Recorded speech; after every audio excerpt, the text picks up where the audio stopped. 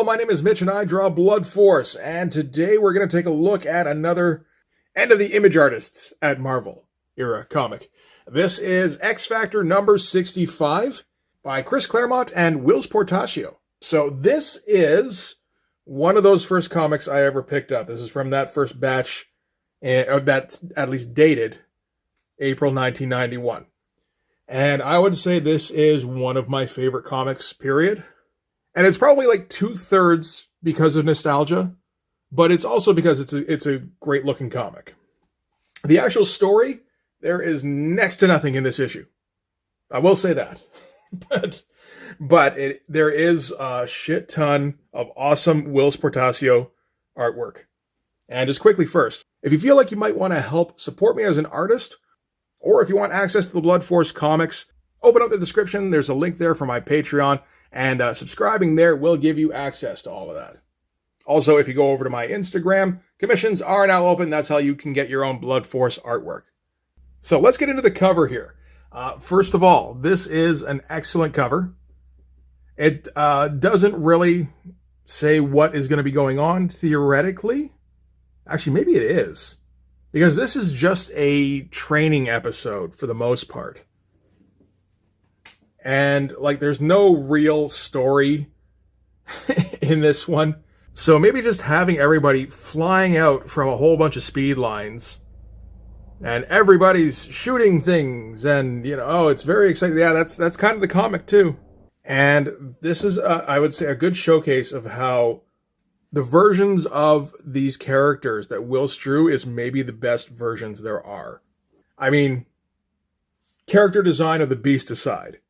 Because just having a big blue werewolf in a fucking thong isn't necessarily the best way to go. I think when he first showed up, it was more like bike shorts. And now we're just down to, like, not even briefs. This is getting very close to banana hammock territory. It probably doesn't really help that he's presenting himself the way he is. That's more than a little unsettling. But Whilce absolutely did the best Archangel ever, particularly the wings, and made him look sort of intimidating. And this wouldn't have been super long after he became Archangel, so we still might be getting a little weirded out by seeing him as this more demonic kind of figure. He probably drew the best Iceman, particularly the way he did the Iceman powers, where they're always like, just generating off of his hands and then just sort of swooshing back like that. I like Cyclops and Jean Grey's costumes here better than I do when they were redesigned by Jim Lee. I'll say that. I guess this is more of a Walt Simonson design, really.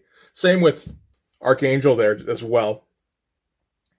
But it does work for Whilce. Whereas I don't think the Jim Lee versions would. Personally, I don't think the Jim Lee costumes are very good from X-Men number 1. I don't think they're great. I think Jim Lee is pretty bad at designing costumes. And then, yeah, big blue fuzzy werewolf at the bottom here. Why not? Oh, and I like the way he does these powers as well. They always look good. There's a little bit of, it almost looks like Silvestri and stuff like this. But I don't think Whilce is ripping Silvestri off. I don't think Whilce does that kind of thing too often. I think people rip Whilce off. Okay, so let's get into it. Double Dragon 3. That's what. Yeah, every comic that you opened up at this time was going to have some Double Dragon 3. It was going to have some kind of video game advertisement. Because, they knew their fucking audience. So I talked about this issue a little bit, actually, at the end of the Wetworks number 1 revisit. And I will say, I don't know if I'm going to have anything more to say now than I did then. I haven't watched it recently, so if I repeat myself, it's just because that's the things I think, and that's how I talk. So let's get into it. First, we're starting up, and Beast and Cyclops are working on the ship. And the ship, of course, is, I believe, Apocalypse's old ship that, I don't know, X Factor are living in now for some reason. Either they kicked him out or something. I gotta assume they kicked him out. Although why you would ever trust a piece of equipment that Apocalypse left behind, I don't know. So one of these days I'll read those old back issues. Except I probably won't, because I'll be doing something else. And actually looking at this first page here, that does kind of bring itself up, because, as I said, Beast and Cyclops are working on the ship at the moment. When all of a sudden the lights go out and then come back on, Cyclops asks, "What's up?" The ship goes, "I don't know. It was a weird hiccupy kind of thing." And he goes, "Okay, let me know what happened there." And then in the bottom, we get this little dialogue box stating access denied, override code accepted. Observational subroutine. So Apocalypse is going to be watching the X Factor guys here. But that is a pretty wild first panel, I have to say.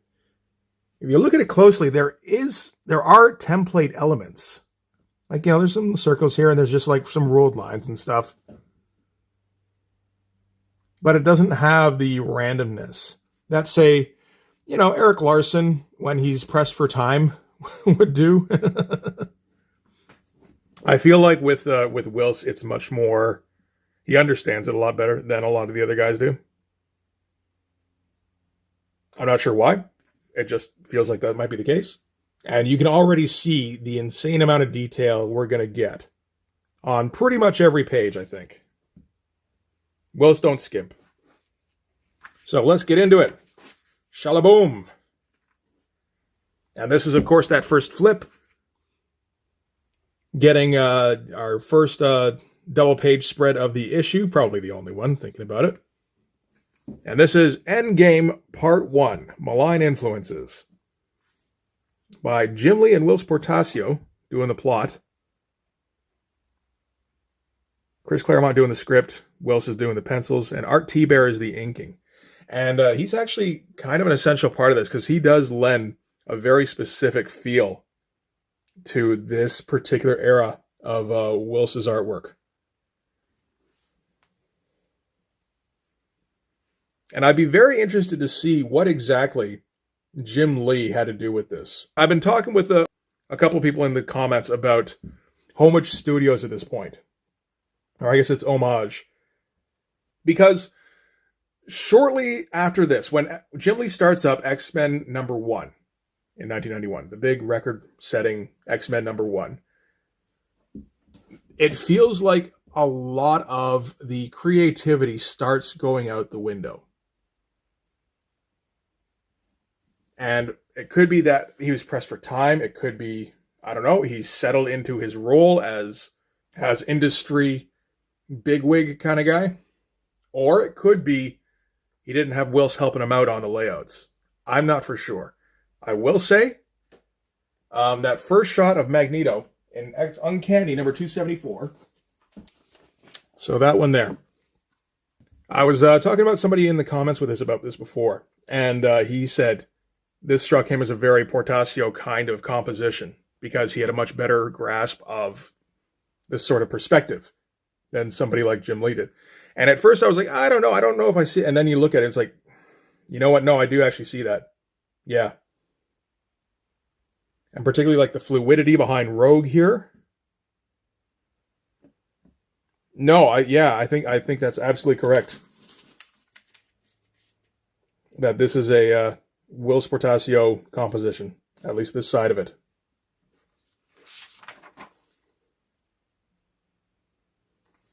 And stuff like this. It does look like Whilce. It's interesting now, looking, because I wasn't looking at it with that in mind the first time through. You know, you hear about Homage Studios and you think, okay, what does that mean? Okay, every once in a while they ink each other. No, it often means that, they'll take over doing page roughs for each other. So again, I'll be interested to see if that does show up at any point. But it feels now like Whilce is sort of the creative genius in Homage Studios. And Jim Lee does very pretty finishes. And then, Scott Williams obviously ties it all together. That is kind of how it feels. And you look at stuff like this, and you can kind of see why. And we get these giant shots of Archangel and Beast. This is, yeah. So this is, we're going to have our training session, ladies and gents. Let's go do some things. And they all at once. So here's that example of Iceman using his powers I was talking about, where it does just kind of manifest out of nowhere. That looks great. And yeah, all streaming off of his wrists like that. And you can see like him using like white paint to kind of make it snowy underneath here. That's all fantastic stuff. And nobody drew better Archangel wings, as I said. It's funny, I did a version of Hogstab in a Will style, basically aping the cover for number 67.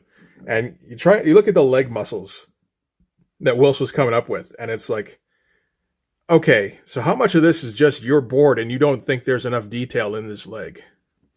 Like just in like legs in general. You think legs need like 7 more muscles. Just as a general rule. I can see what they were doing with the cross-hatching here. This would be a bit unpleasant to reproduce, I feel like. It all looks great. And we're going to flash back and forth in between X Factor doing their training and this voiceover. Who could it be in Apocalypse's ship who's broken in using an override code? I don't know. This is an interesting reset because we get character-by-character breakdowns of what each member's abilities are, which I think I did say in the Wetworks revisit, was extremely handy for me because I didn't know who these people were when I picked this issue up. I didn't have, this was my first X Factor issue. So all of a sudden they're telling me, okay, so Cyclops shoots beams of force from his eyes, except when his ruby quartz visor holds them back. Okay, thank you. I didn't know that. And then we're going to cut to basically a corresponding member of whatever this group is that Apocalypse is fronting. I don't know if they say who they are. If I find it, I'll point it out. But yeah, so this is Foxbat. Okie dokie. Very Portacio design. He recommends in Cyclops' case, just get rid of the visor if you can, and attack him from any direction other than head on. Because he can only do line of sight targeting, obviously. Cut to Beast, and the corresponding member here is Gauntlet, who recommends taking him out from a distance, rifle or mini missiles. Cut back to Archangel, and his corresponding member is Tusk, who notices that because he's got big wings, he needs a lot of space to maneuver. So, if you box him in, you should be able to take him out fairly easy. Cut to Jean Grey, who they mention here is a high-order telekinetic, which makes up for her recent loss of her telepathy, which I'm not sure, again, where that happened. Maybe it was, what was just before this? I guess it would have been Extinction Agenda. It could have been that. And this is Synapse, but Synapse spelled P-S-Y, so you know that he's also telepathic. And he just assumes that he'll be able to make her fold. We got Iceman, great trading card shot. That should have been on a trading card somewhere.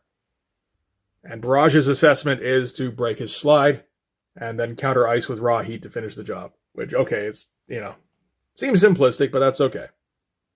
And at this point, the ship's defenses detect hard drive here and kick him out, but they've already got all that they need, really, from seeing into the ship. This has elements that kind of remind me of Akira a little bit. Like particularly the cybernetic teeth. And you know what? This is right around that time. Like this is maybe like 2 years after Akira starts coming out, I think.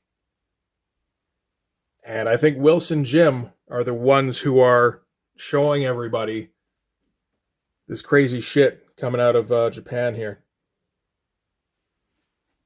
So that'd be an interesting little influence. And we're going to cut to a big old glory shot of Apocalypse, and I think they're called the Dark Riders or something like that. They're not the Horsemen, obviously. There's too many of them. But they're all going to attack them, and we're going to see if they put their tactics into practice here.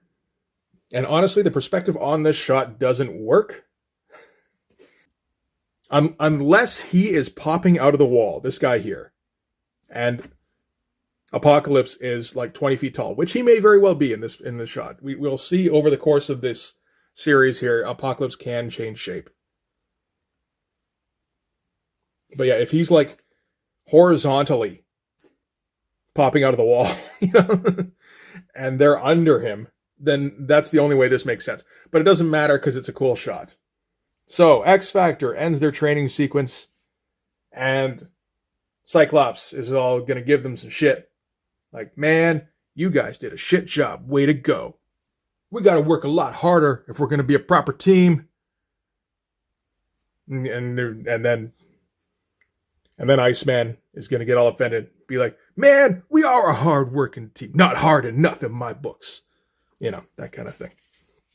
And we get a very Whilce Portacio ending shot here.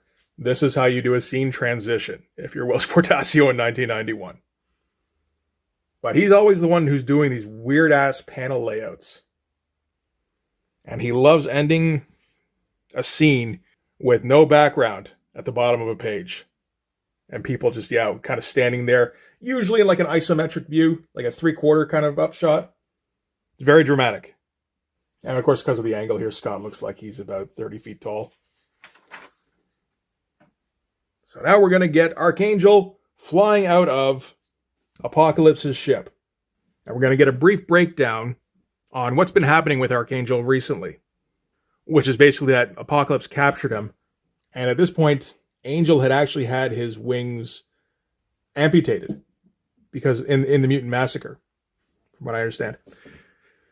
And Apocalypse gave him new wings and unfortunately made him also look like this and sort of brainwashed him for a while. So he was one of Apocalypse's horsemen. So yeah, this is a nice little reset issue, really. And yeah, love those wheels. Again, with the blank panel at the bottom for a scene transition. You'll see this over and over with Whilce. It's very dramatic. But he's got those great Archangel wings. Oh, it wasn't a scene transition in this case. It's just going on to the next page. And he's just going to stop in on somebody in Brooklyn named Charlotte. Again, not having read all of the X Factors up until here, this is sort of something I'm not really familiar with. That's okay. And apparently, Archangel and her are an item. I think we're going to see a little bit of that. Actually, we're going to see a fair bit of that in this one, aren't we? So, cut back to the ship, where Cyclops and Jean are going to be having a discussion about the training session. And Jean goes, "You were awfully hard on him." And he goes, "Yeah, I'm a stoic leader man. I got to be hard on him." And there's an interesting contrast here, actually, where Cyclops points out, we used to fight, terrors in quotations, like Eunice the Untouchable and Grotesque and the Vanisher. And now it's Apocalypse and the Reavers and the Marauders and Genosha. And everything is fucking awful. And we're even going to get a quick breakdown on what the deal is between humans and mutants, which is obviously that humans don't trust mutants. But the dream, Charles Xavier's dream, is worth it. So yeah, this is your starting point. So I don't feel bad for not having read the stuff before this. You can't make me feel bad. Just letting you know. And this does feel like a study. Like it's from life. He doesn't even bother with this shading on any other aspect of the page here. This kind of uplighting. And now we're going to cut to Iceman and Opal. And Iceman's trying to impress Opal.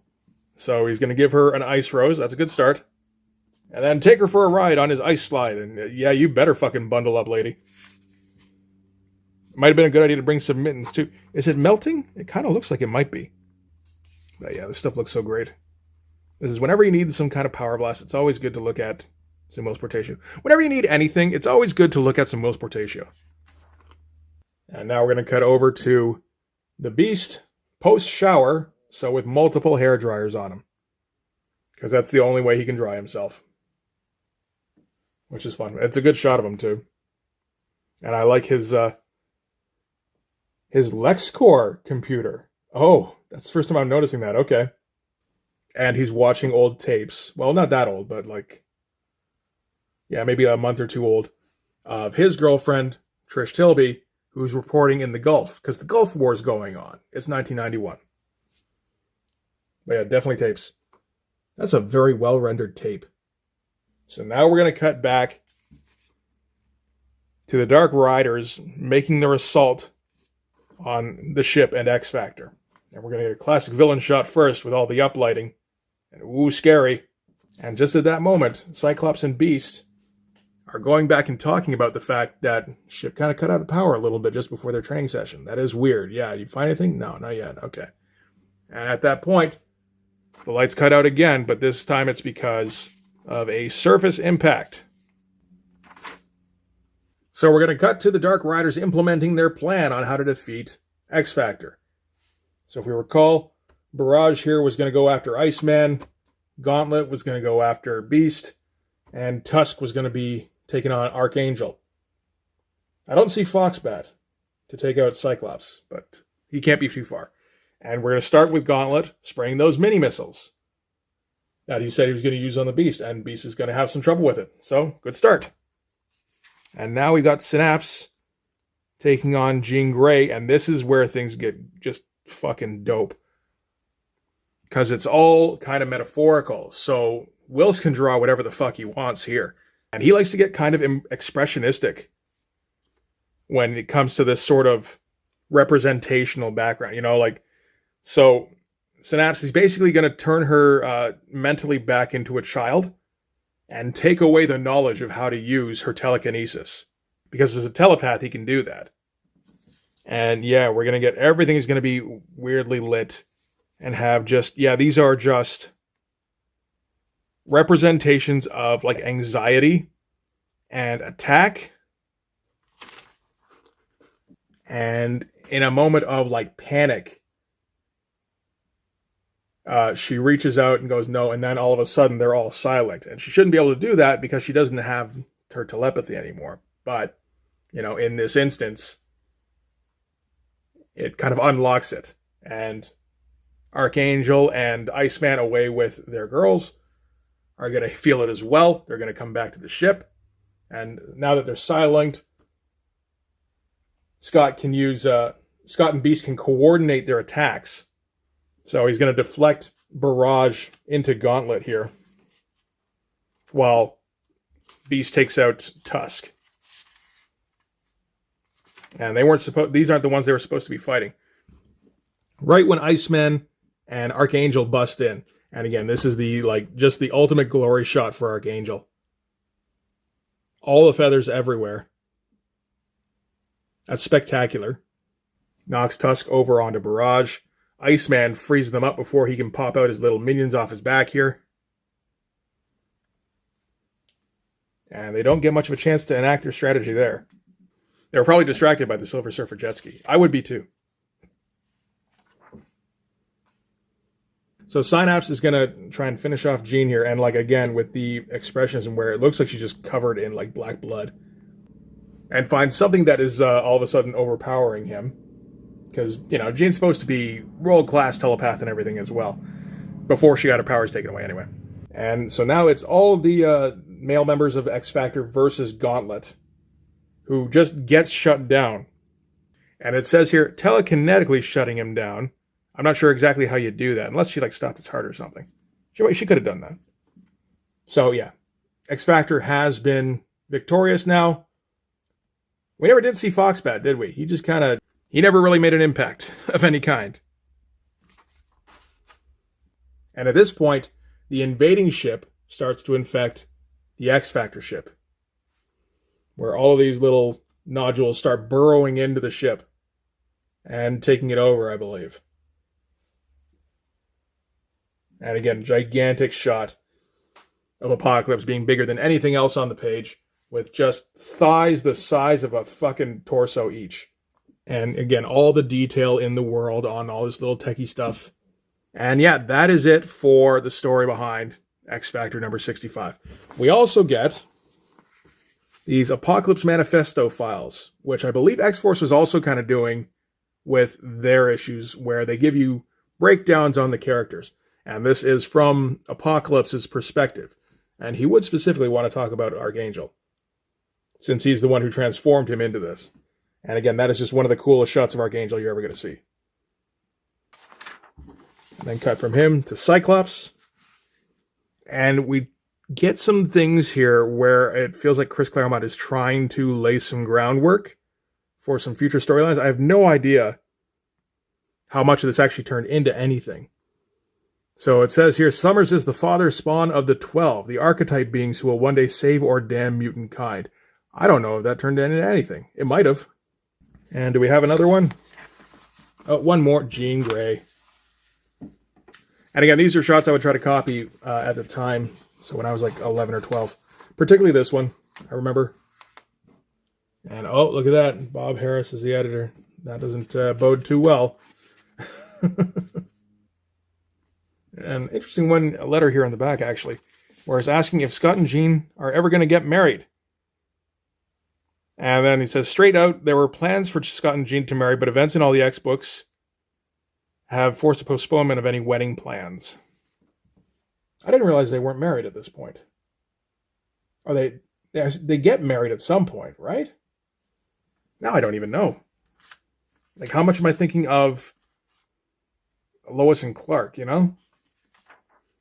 And there's one of those continuity comics ads by, I think it's Neil Adams does these, actually. And the Ninja Turtles arcade game, which is fantastic. All right, so that is it for X Factor number 65. And yeah, a really good jumping on point, actually. I actually lucked out quite a bit with this. If it started with the next one, I think I would have been even more lost. I don't know how much I really grasped about this back in the day. You know, because I mean, even some of the, like, just the idea of mutants and stuff, I didn't fully understand at the time, I don't think. Because I wasn't growing up reading this stuff. But, you know, no, this was kind of ideal, really. So we'll continue on with X Factor number 66 next time, but that's going to do it for this one. Thanks very much for watching. If you like this video, please hit like, hit subscribe, hit the notifications. If you think you might want to support me as an artist, or if you want access to the Blood Force comics, or if you just want to help fund my comic book ordering habit, because that's positive, open up the description. There's a link there to my Patreon, and that'll give you access to all of that, including enablement. I appreciate it. Also, if you go follow the link to my Instagram, commissions there are now open, and that's how you would get your own artwork by Mitch. But yeah, that's going to do it. Thanks again for watching. I'll see you guys in the next one. Bye-bye.